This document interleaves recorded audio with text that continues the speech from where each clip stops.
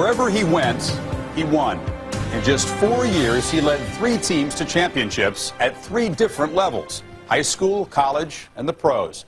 And along the way, he charmed us all, flashing a smile bright enough to light the city of Los Angeles. Magic Johnson turned a laid-back show-me culture into a college crowd that lived and died with each Laker game. It was a love affair. They called it Showtime.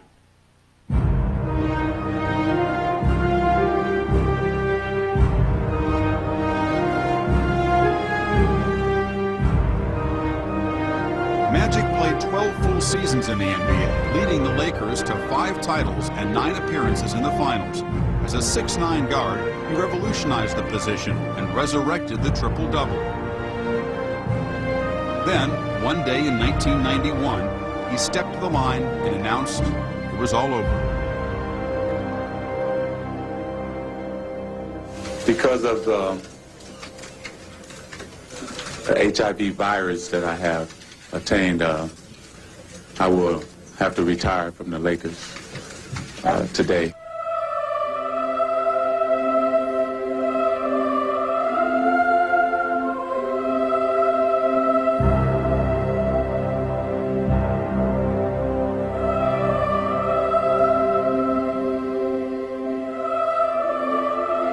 You talk about letting the air out of a balloon, having a crash landing, and there's no words to define what that meant to this franchise, what that meant to those of us that were so close to him. We do not, want to eulogize him. We want to now give him, all the love and support and prayers, and all the other people that are afflicted by this insidious disease.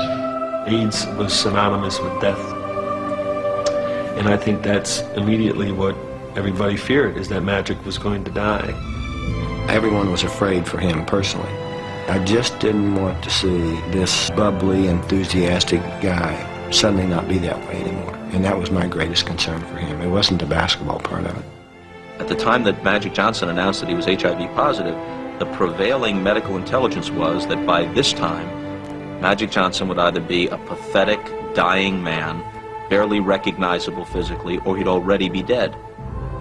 It was just like knowing someone that's got cancer. It's cancer that's run throughout their entire body. You know they're going to die. It's just a matter of time.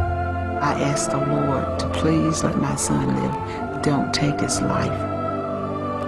As shockwaves from Magic's disclosure radiated well beyond the sports world, he was left with an even more painful task: the emotional disengagement from the Laker brotherhood and the game that had always sustained him. The hardest thing for Earvin that day was not speaking to the press and telling the world. It was going downstairs to the locker room and telling his fellow teammates that he's not going to be there anymore for them. He's not going to be on the court. That was the only time I saw Earvin Johnson break down. Magic called the night before and told me that he had something that very important he wanted to say to me and to meet him at the Forum, and that's when he told me. And all I could do was cry. This isn't how the movie's supposed to end. The good guys are always supposed to ride off in the sunset. The day that we found out, it just seemed like the end of the world. We cried and we thought that it was over. Even with this devastation, he just said, you know what, we're going to fight this thing. And I was like, okay, let's do it. He tried to be as positive as he could, and he smiled, which is his usual response to everything. He said, I'm going to do it the way I've always done it, which is exactly the way he handled it today, directly, honestly, and in an extraordinarily upbeat fashion, which is just magic. My father taught me strength, and that's what I am. I'm too strong. I don't worry about it, I just keep going. It was this unshakable optimism that carried a new and penetrating message about AIDS to a nation in denial. To have a man like Magic Johnson come out and say, yeah, I'm HIV positive, and watch me continue with my life, lets a lot of people realize that this is not the end of life. If the end was unclear, Magic's story started with a little boy, a basketball, and a dream.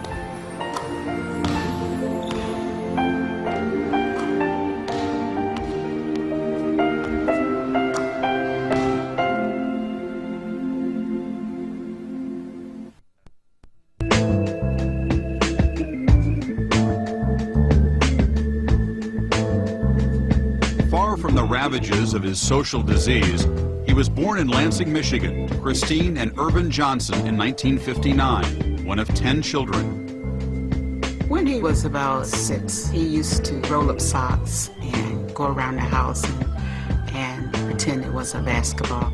He would use the clothes basket and he would shoot these socks. Playing one-on-one with the socks. He would be Wilt Chamberlain, I would be Walt Frazier. So I just had to do what I had to do, take him to school. Yeah. The youngest of 4 boys, Earvin rarely felt the luxurious touch of new clothes. My brother's pants went down to me and so on. As you look back, it kind of hurt it because you couldn't dress the way the other kids dressed. But like I said, as a big family, you learn how to appreciate what you have. What Earvin appreciated most was not a hand-me-down, but a brand new object. It was round, and one day would fit in his hand like a king's scepter. His dad bought him his first basketball. That was the highlight of his life. If you could see the smile on his face, you would thought it was Christmas. It didn't matter what time of the day it was. He could be going to school to catch the bus. He would dribble basketball. The neighbors would have to tell him, "Earvin, cut it out." Early in the morning, you hear a ball dribbling, going down the street, and the neighbors used to get so mad at him. Dribbled it to the store, downtown, back, just around the block. That shows you interest right there, that, hey, this is what he's going to do. He not only wanted to play the game, but he wanted to change the game. His legend grew from playing on the playgrounds, because everybody would see this kid and come out, man, he can play, and then they tell somebody else, and then it just got all over town, and they started looking for him and asking for him, let's play, let's play. In 1974, Earvin took his playground game to Everett High School. I could see the greatness of Earvin Johnson when he was about 14 years old coming into high school. Once we got in a game, he would always include everybody. He wanted to win.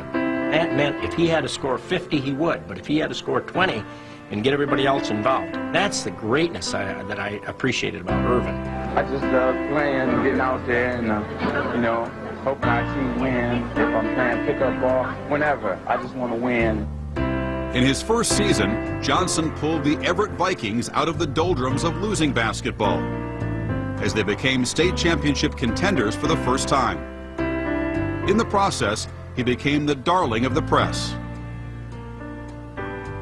The guy came in and said, I got to give you a nickname. I've never seen anything like this.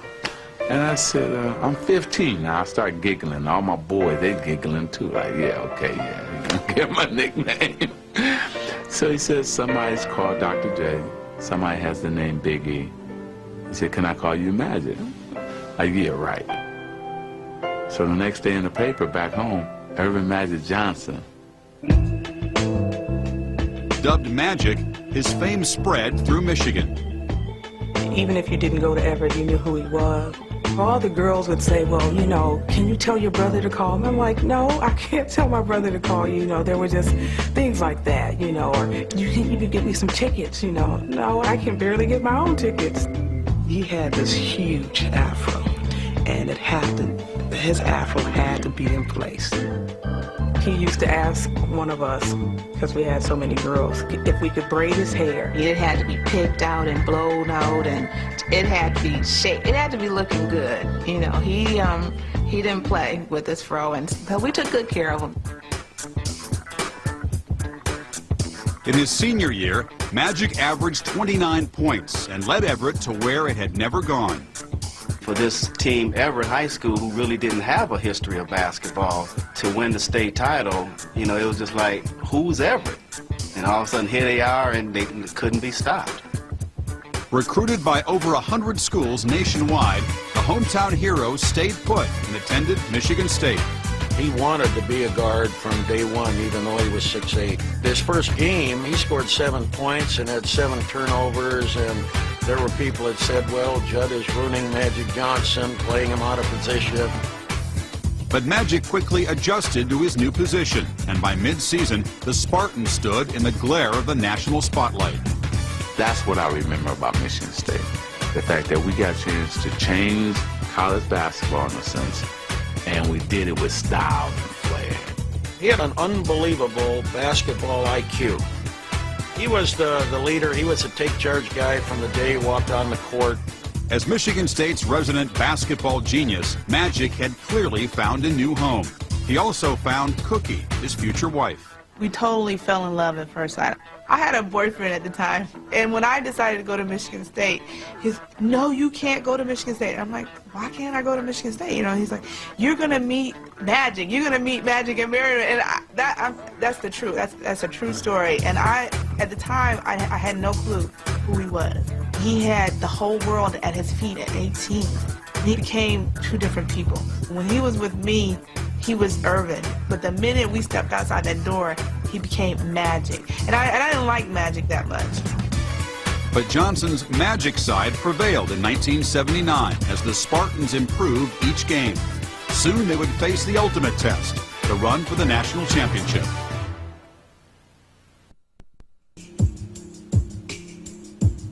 At the end of the 1970s, college basketball was still in recovery from several crippling point-shaving scandals dating back to the 50s. College basketball was not a national sport, and the networks didn't cover the Final Four or the final game the way they would later. There was not the hype, there was not the media attention, there was not the newspaper attention.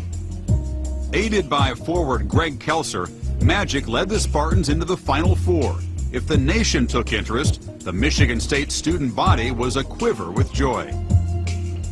Michigan State hadn't had a winning team like that in a long time.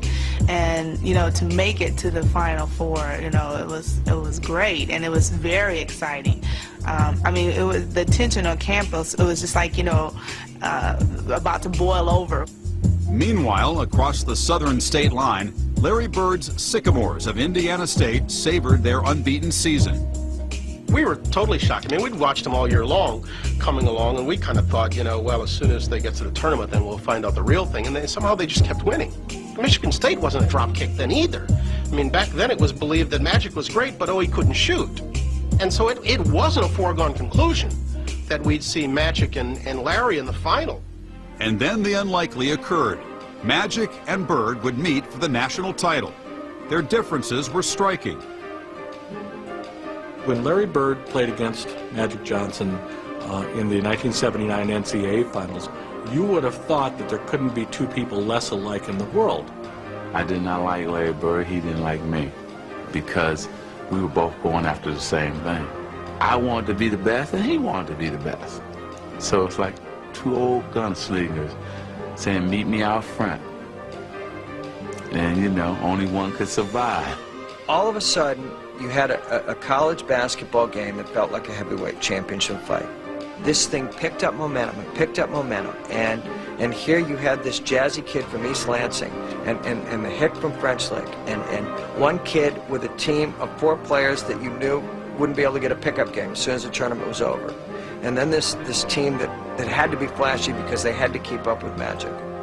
It was Ali Frazier. It's all it was. As it turned out, they were ebony and ivory twins. They were the same guy. They were small-town guys who grew up on their local hard courts where they could spend 5 hours, 7 hours a day just playing basketball, and the only thing they cared about was winning the game.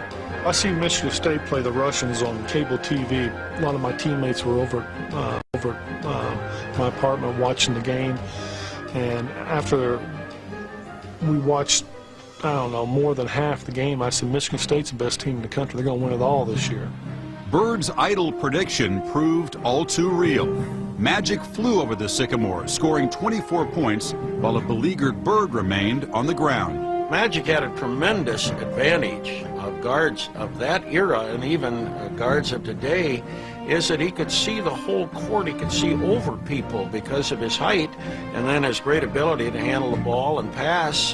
He could just do more things because he was a 6'8" point guard.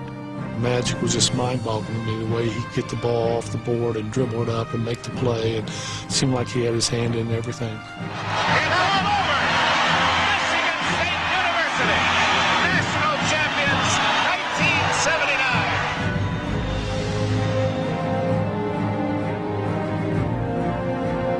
That was a seminal game, it brought a lot of non-college fans to the game, who then became college basketball fans. I got a chance to turn Michigan State around and make them a basketball power. We ended up winning the national championship. After the NCAA, somebody else would have just been happy with winning that and just gloated on that. And it only took him that long to say, oh, okay, I'm moving on to the next step, and I'm going to take this other place to the next level. With the stage set for a new era, two players would dominate national attention for the next decade. The Magic Bird college game changed the NBA and colleges. It made the Final Four so popular, and then it totally turned around the NBA because that's where the show was going next, and it was Magic leading the way. It was big then because it was the highest rated college basketball game of all time. If you wrote this, if you scripted it, and then tried to make it a movie, people would say, hey, it was too cliche. But in real life, we really embraced it and loved it. The league needed that. The NBA at the time, struggling, doesn't begin to describe where the NBA was. We hoped the glow that attached to their season would attach to us. The rumors say that you played your last college game and that you're heading away from Michigan State. The rumors were fact. Magic took his show to a land where dreams are only outnumbered by tragedy.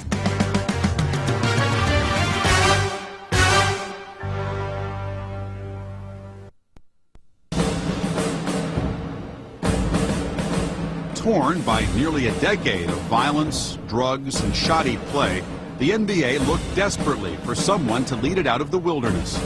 Help came out of the East, bearing gifts. The Los Angeles Lakers select Earvin Magic Johnson, Michigan State, 6'8", 200 pounds.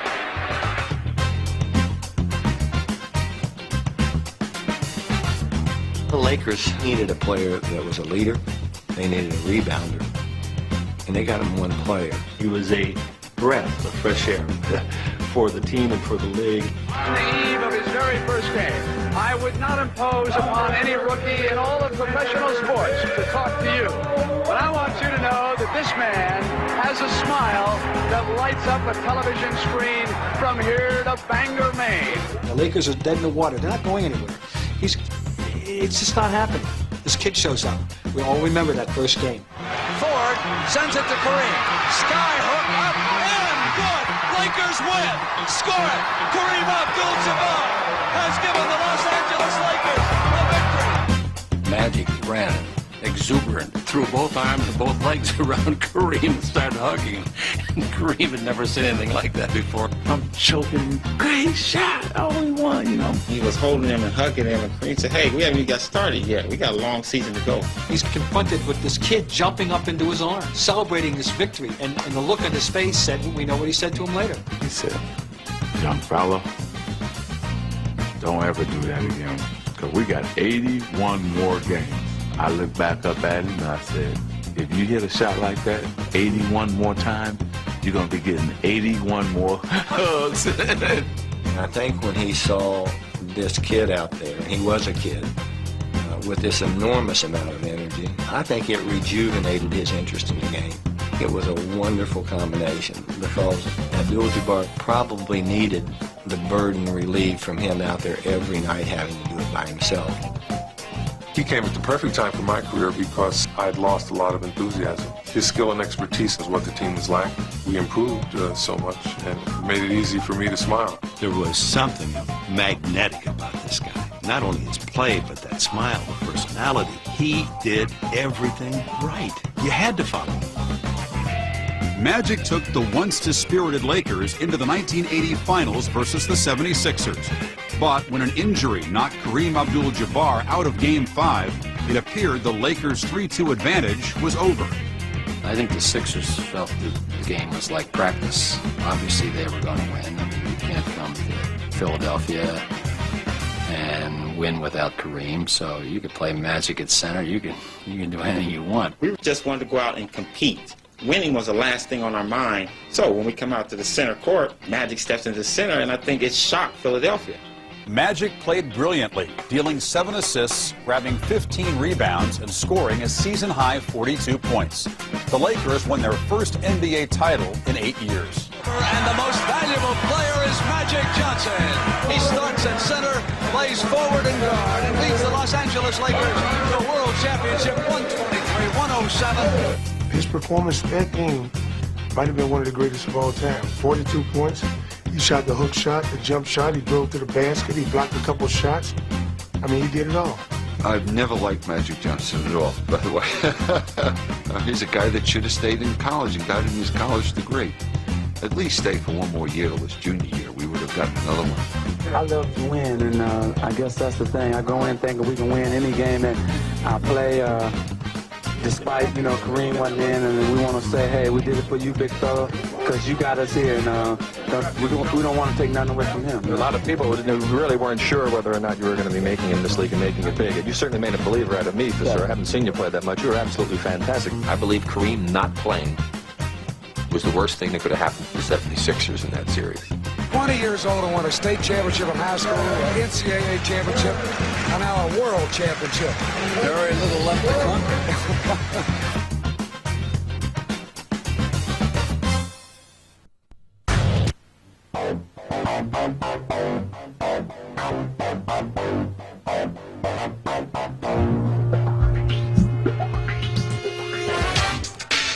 By the end of his rookie season, Magic had roused a basketball town that was slumbering.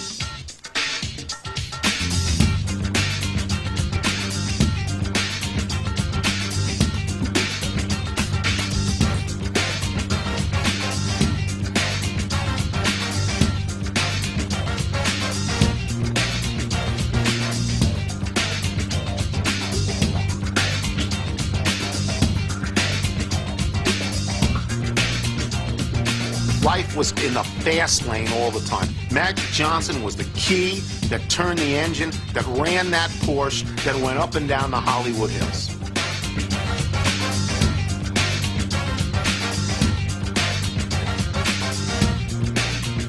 We wanted some razzle-dazzle and showtime team. Magic was perfect for that. He was born for that. Playing in the Forum was, I guess, like an audition in Hollywood. I remember before I became a Laker, competing against them, it's like when they stepped out on the court. It was just instant entertainment. You had to walk past rows of stretched limos in the parking lot.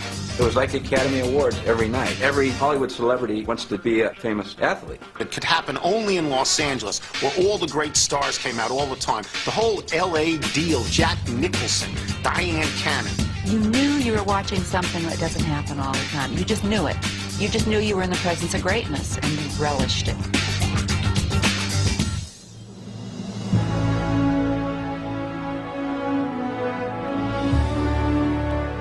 This guy's a freak of nature, man. Be able to be 6'9" and handle the ball the way he can handle it. Magic Johnson had tremendous basketball intelligence, like a great base runner knowing as he comes around first base why this can be a triple and not a double. He just sees the whole series of possibilities in front of him. I can remember getting hit in the head on purpose in practice just to show me that I can get the ball to you if you want it. Open up that eye on the side of your head. He brought the playground back into basketball, high-fiving, jumping up and down, enjoying everything, wanting to get the people involved in the game. It's just refreshing to have anybody that comes along with that type of enthusiasm, that love for the game. And you can't help but get caught up in that. He had to have fun. It's got to be fun to him. It couldn't just all be work and drudgery and being serious. I mean, he was the most serious, fun person I have ever been around in my life. Earvin, being the point guard, knew that he had to conduct that team. When they were down, he had to psych them up. When they were too high, he had to bring them down. He was really a coach on the court. Magic Johnson was different, and it was evident and clear when he had the ball that things were going on that people hadn't seen. He could do anything on a basketball court. He could be a power forward. He could be the world's tallest point guard. He could be the world's shortest 7-foot center. If you go to the worst seat in the arena, there's only a few that reach that high. Yeah, Magic Johnson reaches all the way to that top row. But if anyone could dim Showtime's dazzle, it was Larry Bird and company. 3 times in 4 years, the NBA's 2 leading lights met in the finals, and the heat generated by their rivalry was felt across the nation. The Lakers and the Celtics really didn't like each other, and it kept fans attracted to it. It kept fans enthralled. And the fact that every time they were asked to perform, Magic and Bird really did, only heightened it. It was the East Coast versus the West Coast. Celtic pride versus Laker tradition. It was Bird versus Magic. The most hellacious competitors going at each other. They'll kill each other out on the court. Whatever it takes to win. Magic always needed that. We needed each other. We made each other get better and better. We made each other have to go practice in the summertime because I knew Larry Bird was shooting 200-300 jumpers a day. So that made me have to do it.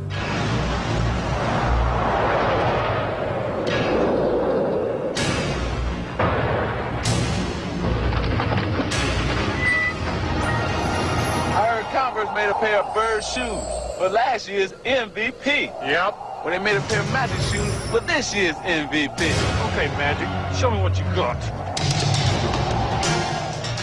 It was great. I mean, everywhere you went, it was either, you know, Celtics lovers, Celtics haters, Laker lovers, Laker haters. And it was very unique, especially being on one coast and the other. And, you know, I know a lot of players don't want to admit this, but we used to look in the papers to see what the Lakers were doing.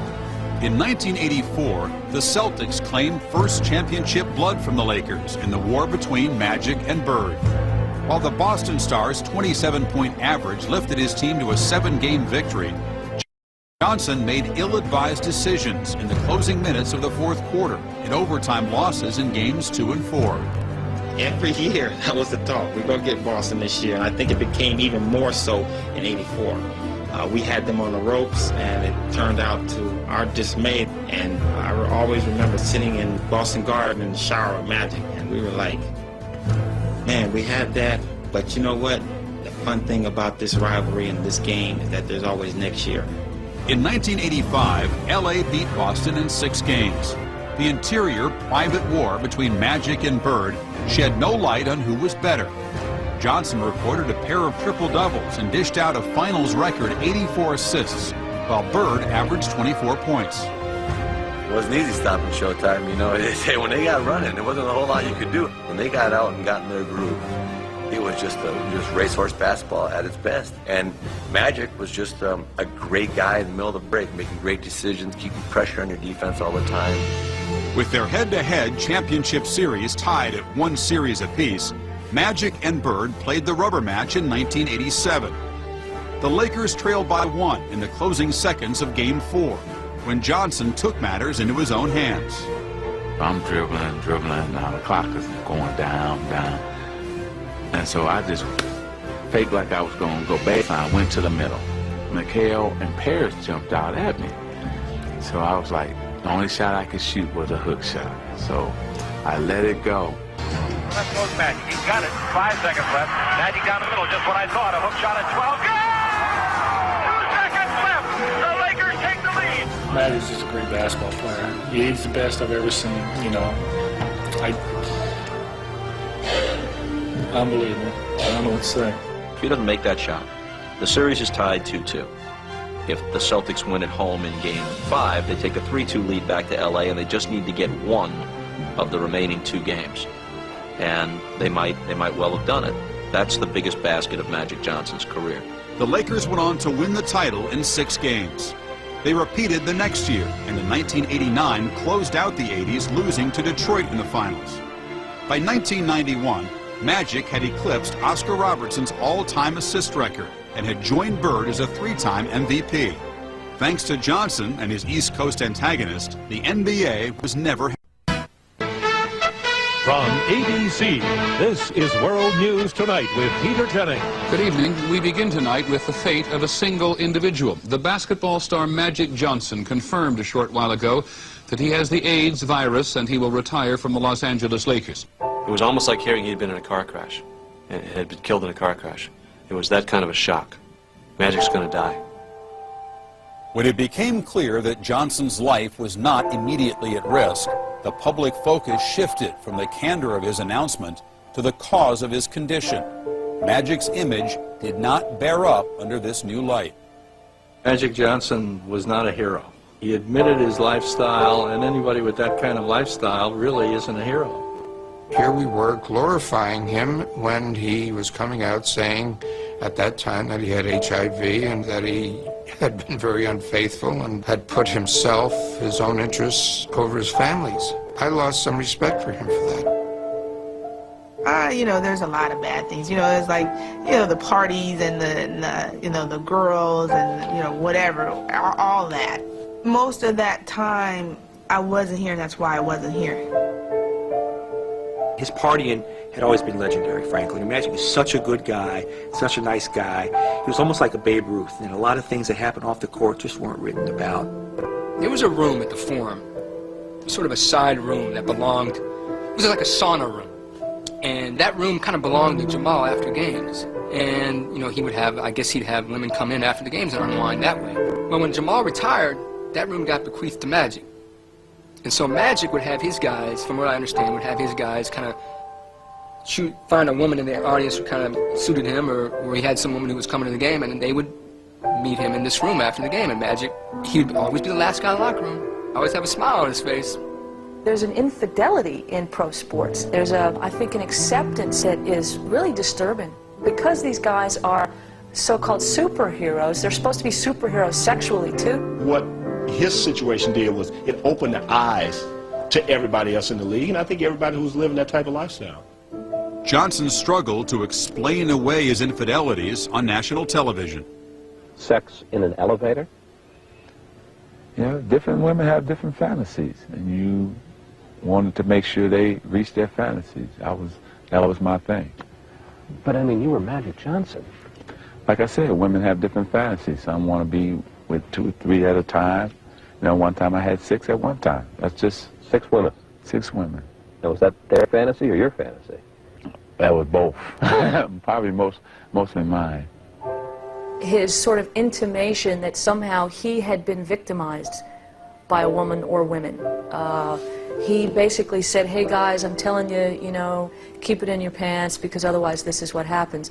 Well, that's not, you know, that's simply not true, and it conveyed a guilt onto some unseen woman, and I felt that that was unfair. But civilian clothes didn't quite suit Magic. His game hadn't changed. His physical strength was uncompromised, and his will to win remained firm. 3 months after announcing he was HIV positive, he took the floor at the 1992 All-Star Game. But it wouldn't be a smooth return. There were players like Karl Malone, like Mark Price, who weren't sure that it was safe for Magic to play. They didn't know what the risks were for playing with somebody who had the HIV virus. But I think Magic Johnson overpowered that tension with his great joy, and you could see it in his face, getting out there and playing. In typical Magic fashion, he would own the day, scoring 25 points and winning the MVP. Three-pointer,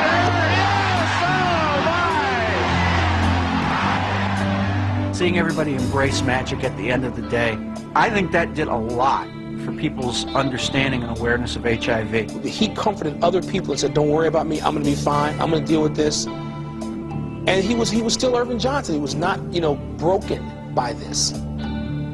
The reaction to Magic at the All-Star Game and a gold medal performance in the Olympics that summer convinced Johnson to rejoin the Lakers the following preseason. When he wanted to come back, there were people talking about whether they could play against him. There was a great debate. If I get in collision with a guy, it don't have to be Magic. It could be Joe Smoke. But the fact of the matter is, if you got the AIDS virus, it'll be hard for me to play as hard as I'm capable of playing. And if people can't respect my decision, that's tough. Magic's return ended before the regular season began.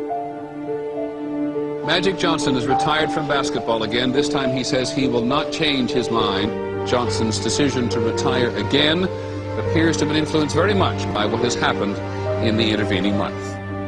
In 1994, Johnson grew restless from the game of basketball and accepted an offer to coach the Lakers. Magic went into coaching because he always felt that I think, even as a player, that I can change it. He could always control it as a player. I can change it. I can make us win. I can make this play work. I can make him a better player. Don't worry, I can handle it, because he was in control of it. I was going to dictate it. I'll take care of it. And then when he became a coach and he put that responsibility in the hands of immature, not as talented players, it probably was very frustrating for him. With a record of 5-11, Magic stepped down after just 16 games. But the thought that he might be done with basketball was unacceptable to him, prompting a comeback as a player in 1996. 32 games later, however, he knew that the curtain had rung down on Showtime. It took away a little bit from what he had accomplished. It wasn't just a matter of coming back once and having it not work out. It was coming back, retiring, coming back, retiring, coming back, retiring. Even if he wasn't doing it, he was talking about it. I don't think there's any question that had he not done the seesaw thing, that he would be held in higher regard. Once he quit, he should have stayed quit, because to come back even after he did was such a distraction, and he should just be Magic and be an ambassador, but he couldn't, and then he started his TV show, and that was a nightmare. Even when he engages in something that is an abysmal failure, like his late-night television program, which only lasted a couple of months, he seems to be having fun doing it. Not very good at it. You know, that's why I don't play basketball, and he shouldn't try to do late-night shows. As Magic's public persona grew increasingly strained, he took his attention elsewhere, soon becoming the most potent voice in the HIV community. He is a hero in the subsequent life following his disclosure of HIV infection, in putting his effort, his money into the cause. I mourned the loss to the game. And then I thought that when he went out and talked about it and told people don't do what I did, that he was reminding us of something that was very deep, and that is that in all of us, our self-destructive impulses live right alongside those things we're most proud of. I wanted to help other people. I knew that there was a lot of people living like I was living, so maybe hopefully I could save some people's lives. They needed a spokesperson. They needed somebody to really fight and stand up and talk about it and work hard for the whole HIV and AIDS community. I've done that, and I will continue to do that. Johnson continues an active and productive life thanks to breakthroughs in AIDS research. When Earvin was diagnosed, we only had a couple medications to use against HIV, and those were not powerful drugs. So at most we were prolonging lives by a matter of months, not years. This virus, with minor exceptions, has been totally controlled, and that his immune system is many times better than back in 1991, and consequently you see a very healthy man. In September of 2002, Johnson was inducted into the Basketball Hall of Fame after a unanimous vote. Sharing the day was the player against whom he was measured from college days forward. Together, they invested the ceremony with a special light. I was going to write up a big speech, but I wanted to talk from my heart. But I said, damn, he broke my heart so many times, do I have anything left?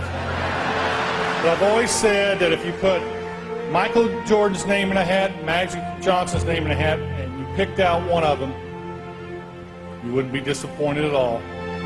I have to thank God, because 11 years ago, I didn't know if I would be here to accept this award.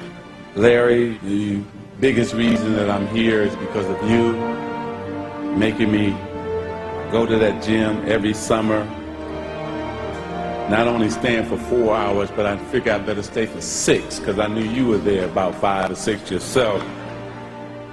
The thing that characterized his game was a Greek word called enthusiasmos, the gift of giving the best with enthusiasm. That's what he did every game. I thank him for spreading the court out and making you go, did you see that?